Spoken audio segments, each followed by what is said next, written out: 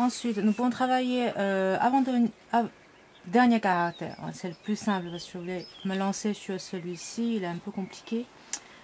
Nous allons déjà regarder celui-ci. Alors, la pluie, U. Je fais un petit rappel en régulière. Vous avez le ciel, vous avez la structure, lancée, milieu, gauche et droite avec la goutte de pluie. Et bien ici, 3e siècle, et la forme que nous allons travailler, c'était 600 ans en avant. Donc le ciel, ça se présente. Regardez, le trait, il est très fort.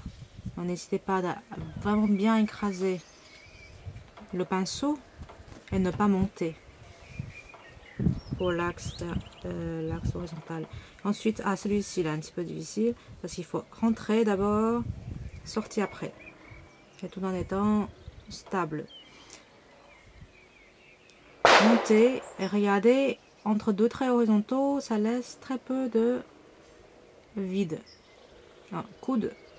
Donc de préférence de descendre plutôt le trait horizontal que de monter. Stable et un petit peu évasé. Regardez, le trait il est conclu par un monté. Deuxième partie au milieu, donc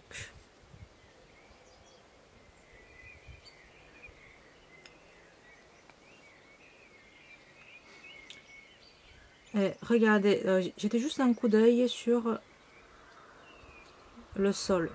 Donc vous avez ciel et sol. Il faut que ça puisse répondre. Non, une goutte, deuxième goutte. Et regardez, le pinceau il sort pas de la même façon. En pointe, attaque contresens, deuxième, et attaque contresens, troisième.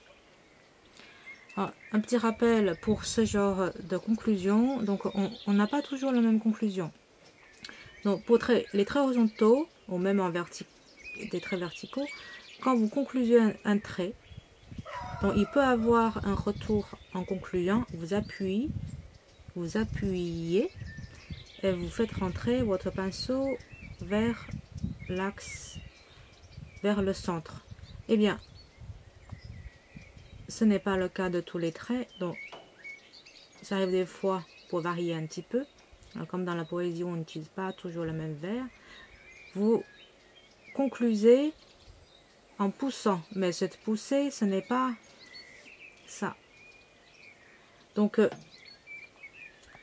le but de grand sigillaire, c'est d'imiter quand même la gravure. Donc, si vous estimez que ce genre de trait ne peut pas travailler avec un burin, donc c'est impossible. Donc la pluie, non. Si on regarde un petit peu la structure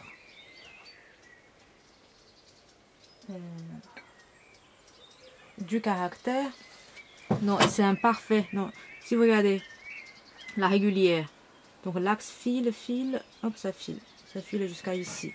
Et jusqu'à là, vous avez le sol. Eh bien, un caractère stable, il peut avoir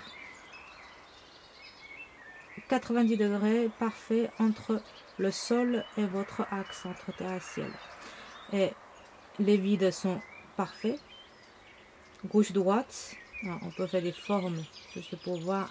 C'est égal. Ou de là à là. Donc si vous regardez une forme, l'extérieur, c'est comme un stupa. Vous avez un équilibre parfait. C'est ce qui n'est pas forcément représenté dans la régulière.